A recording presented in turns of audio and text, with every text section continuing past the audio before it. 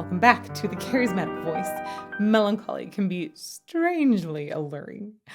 I'm thinking of all those Jane Austen novels that I especially read during my teens and how we seem to just celebrate sadness. I get that heroine or hero has been pining for years and years and years. We're like, yeah, man, way to pine. Today, I'm going to dive into garbage and analyze them for the first time. Although I have heard them a little bit, I'll tell you about that. And we're going to be particularly taking a look at their take on melancholy. Let's get to it.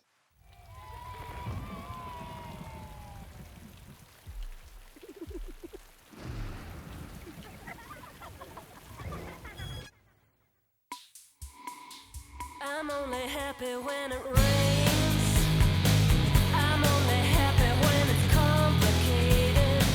And though I know you can't appreciate it, I'm only happy when it rains. You know I love it when the news is bad.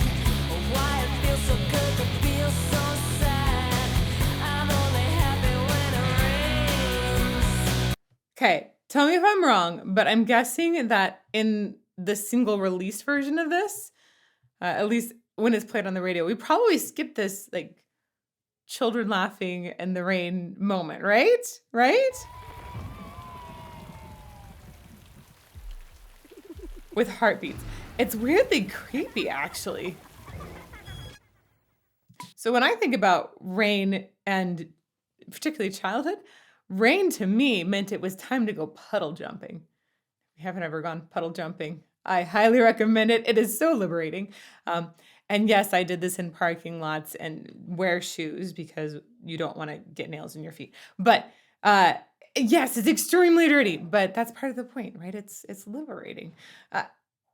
Of course, here I think that we're talking about how rain can be kind of depressing at times. So maybe it's the opposite effect.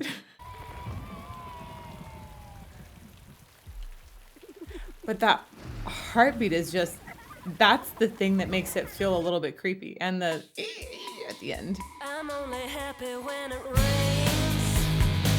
I'm only happy when it's complicated. And though I know you can't appreciate it, I'm only happy when it rains.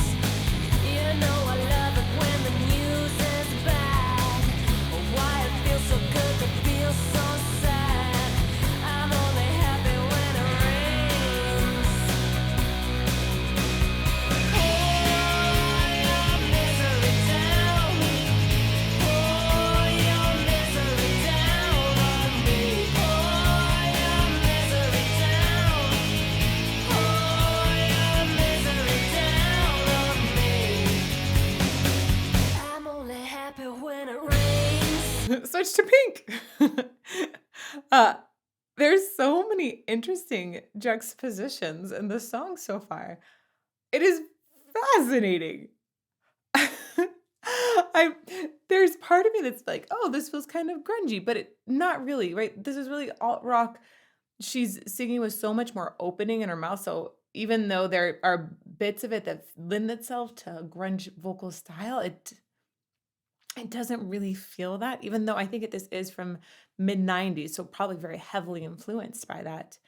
Uh, Additionally, every now and then you get to an arrival moment in the harmony, and it's actually a major chord, right? Major as in happy music. It's just so fascinating to me. It instead of feeling really sincere about somebody who loves melancholy and loves just sort of like swirling in those thoughts. I've been there. I've been a teenager, right? I experienced teenage angst and love. And then oh boy, did I experience depression too, getting into my 20s. Whew. Been there. I prefer happy thoughts now. Gotta say, I had to learn how to really sort of find some mental discipline because I think I liked melancholy maybe a little bit too much, but to each their own. I'm gonna go back because this is just fascinating. Oh, that very beginning was particularly fascinating to me because I was thinking, okay, alt rock, but I was expecting more of sort of like a garage band kind of sound. And we've got some really interesting electronic elements that are added right at the very beginning. I love the way we dive into her voice right away too. I'm only happy when it rains. I'm only happy when it's complicated. And though I know you can't appreciate it, I'm only happy when it rains. You know I love it when the news is bad. Why it feels so good to feel so sad. I'm only happy when it rains. Right there is when we get that major chord underneath. And that's sort of the arrival point of our first. Gosh, is that actually our first chorus? Do we dive straight into the chorus? That's unusual. Usually we'll have a verse first, but uh, why are the lyrics? I have my lyrics pulled up to the side here. It seems like that was actually a chorus that we started out with. Fascinating. Okay, gonna keep going. I'm only happy when it rains. Major! Because I'm happy, I guess.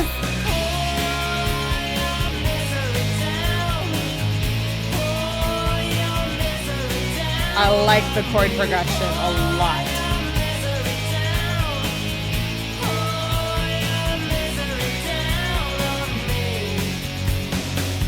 I'm only happy when it rains. Feel good when things are going wrong. I only listen to the sad, sad songs. I'm only happy when it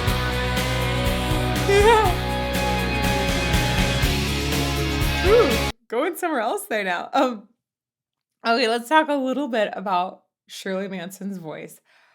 I wanted to let it play a little bit more before we really started to dive in because she's singing in really a very narrow range. Very narrow. And she's breaking all kinds of standard vocal rules, right? She's got a lot of nasality in her tone, bringing a lot of what I would describe as ugliness into the tone on purpose to give it, I think, sass and attitude. Uh, she's designed her tone to fit this music really well. I think she's singing generally lower, and I saw some descriptions of her saying that she's a contralto. I don't know if I love that description. Usually a contralto, when you hear a contralto, which is the lowest type of female voice, uh, often it can be hard to distinguish if that's a female or male voice. I definitely, when I hear her right away, I'm like, oh yeah, no, definitely female voice. Also, there tends to be a lot more heaviness and weightiness to it. Really, Shirley Manson is just singing low with a lot of attitude.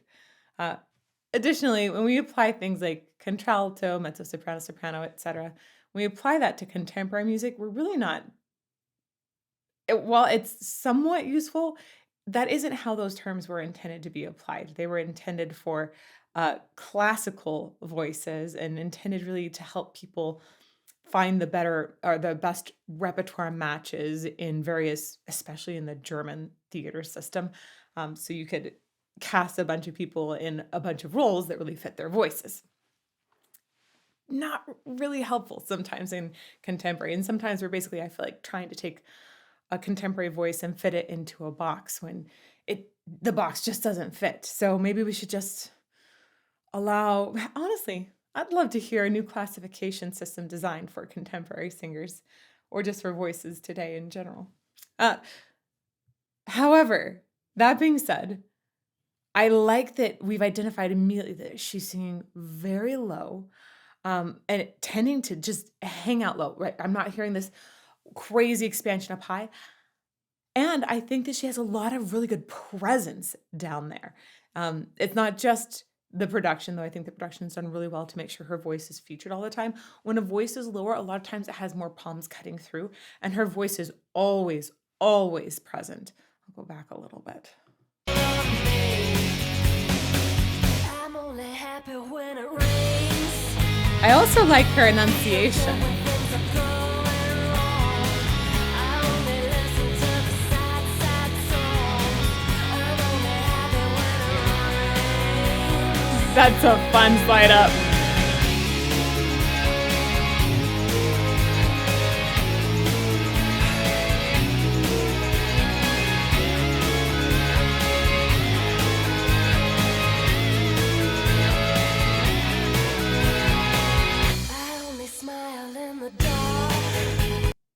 I really there's something inside me that just twinges when I see instruments broken, and this is ugh. All of these guitars being destroyed. I hope that they were awful guitars. Like on the last of their days, they really meant something to this music video. Yeah. It's difficult to see.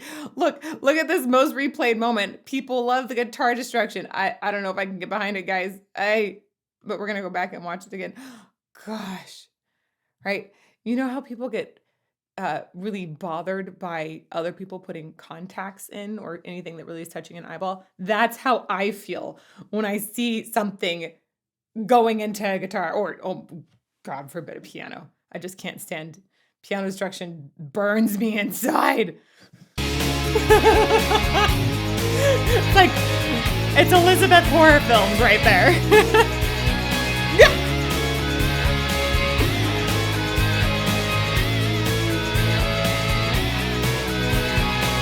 I only smile in the dark. My only comfort is the night gone black. I didn't accidentally tell you that I'm only happy when it rains. Okay, so this definitely is a verse. I thought at first it might be chorus because we got I'm only happy when it rains and over we had that lyric.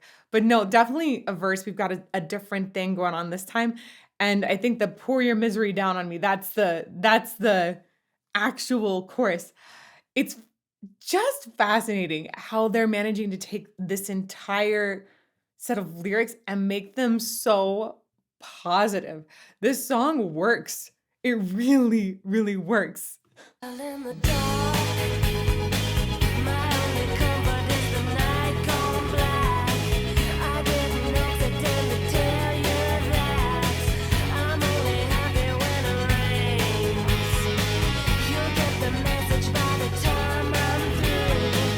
When I complain about me and you, I'm only happy when it rains. Each time she ends a verse on rains, she has so much fun with how she's enunciating that rains, right? Sometimes she's doing that slide up. This time she was really just enjoying all of the diphthong between rain, but not just the diphthong, she was taking time and all of the vowels that are essentially between the eh and the e. Rains, just enjoying every little bit along the way. I'm only happy when it rains. Wow, if there was ever a great moment in contemporary singing to look at for somebody who tastes the vowels, it was like, "Taste the rainbow," right? It's like a Skittles commercial, but for vowels. It's this moment. Taste the vowel.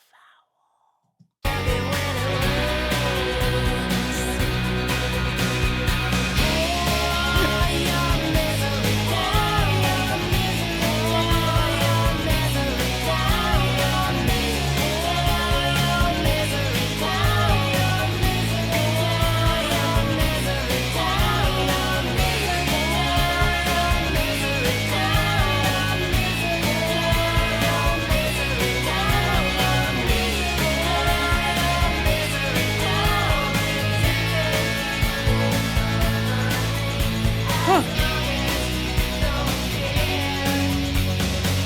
I'm only happy when it rains. It has a lot of repetition and hookiness in their phrases, so I can understand why this would be a big hit on the radio. But additionally, I think it's it has such useful commentary and really penetrating commentary, where you're going, "Wow, is this true?" Making people think about the music that they like.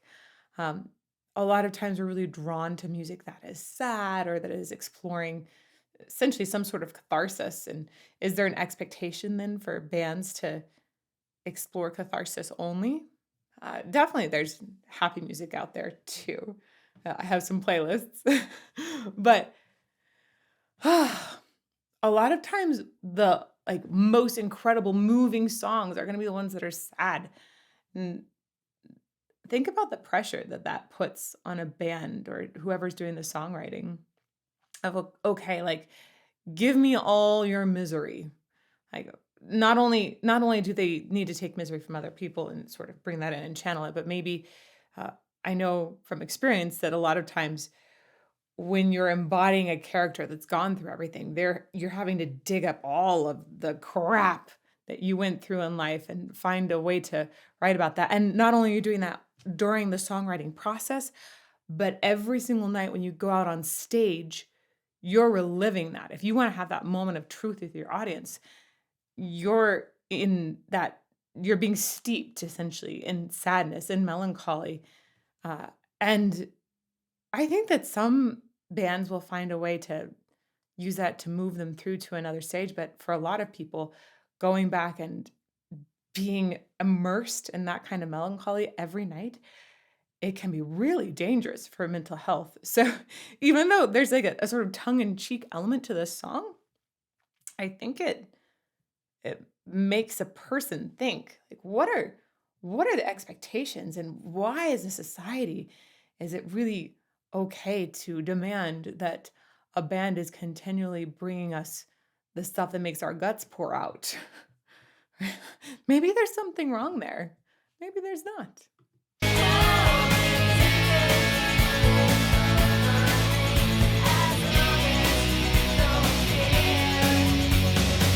I'm only happy when it rains. You wanna hear about my new obsession? I'm riding high up on a deep depression.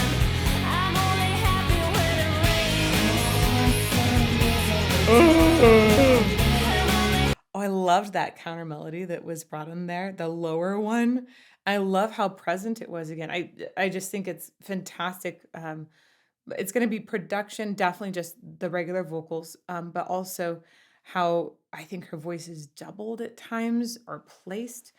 It's really cool. I loved it was a lower counter melody that was extremely present. Point it out right there.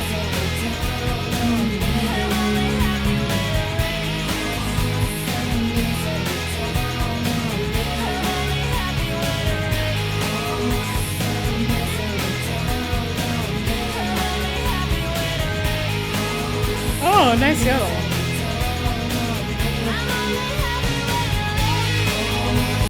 That was a nice belt up there. I like we're getting lots of different expression in this area. Reminds me of the first time that I heard Garbage, which was actually a Romeo and Juliet soundtrack. It's kind of hilarious. For y'all, you probably heard Garbage on the radio, but I wasn't really listening to these kinds of stations. And um, I was very steeped in classical music, maybe a little bit of country, a lot of church music as well. I was singing in a lot of worship bands in my teenage years. So at this point, I think a lot of people were introduced to Garbage through the radio, but I heard them through soundtracks. And I can point back to a couple of key soundtracks like Romeo and Juliet, the Leonardo DiCaprio, and gosh, what's her name? She's beautiful. Anyhow, I forget the actress's name. The like modern version of that. I remember finding that soundtrack fascinating. I think I maybe watched the movie once, but I just listened over and over to the soundtrack, and that had number one crush on it, which is why I have a little bit of familiarity with Garbage. And gosh, her voice in that was really, really sexy. Like, whoa, you can make music with this kind of sound? Wow. Another one of the soundtracks that really got me was Cruel Intentions, in case you were wondering. Or gosh, there was a Great Expectations soundtrack I loved too. Anyhow, y'all had albums from bands. I had soundtracks from movies. uh, I love that in this section, we're getting into that sort of sexy realm of her voice. I think there's a smokiness to it, a huskiness to her voice, especially because she's singing really low. We tend to associate those qualities with lower voices. But that lower counter melody in there and some of the ways she starts exploring the expression brings me back to that number one crush moment.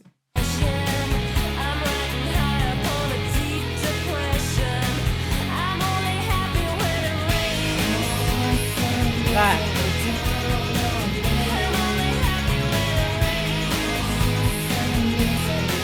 She's using a lot of nasality to focus too.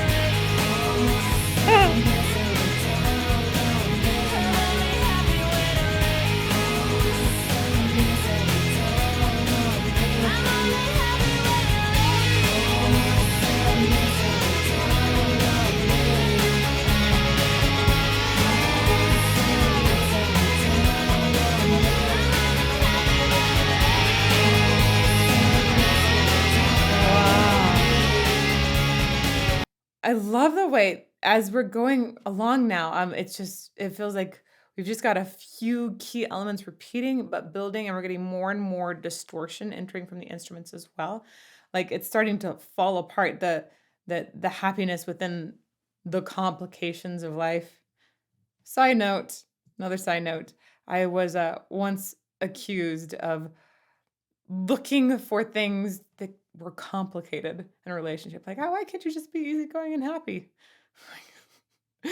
There's your 20s, right? But I do like finding things and points of growth in relationships. And maybe I still have a little bit only happy when it rains moments because I love growth as a person and just a life goal. So um, maybe, rain. Oh gosh, there's this great quote from Dolly Parton. Is the way I see it. If you wanna get the rainbow, you have to put up with the rain. I love that quote. And also, I'm from Washington State, so rain makes things grow. We know this because all the houses on the west side of Washington State at least have moss everywhere.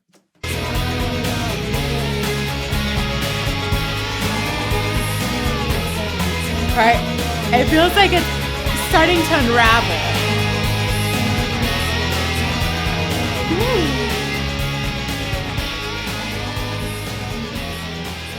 Ooh, fade out?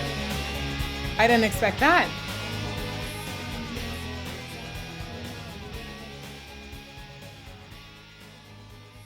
Costumes are crazy in this video. Wow. Thought-provoking is how I want to best describe this track because we've seen melancholy from so many different faces just in this one analysis. If you were to listen over and over, you would find so many other ways to approach melancholy and other details that are awesome in the song too. I think it's particularly amazing how Shirley Manson is occupying just a very limited low range. It's not a difficult vocal line to sing, yet she is an icon because of the amount of personality that she's able to bring to it. If you want to see some more analysis of artists who have just tons of personality, check out this playlist over here, and may you fall more in love with music every day.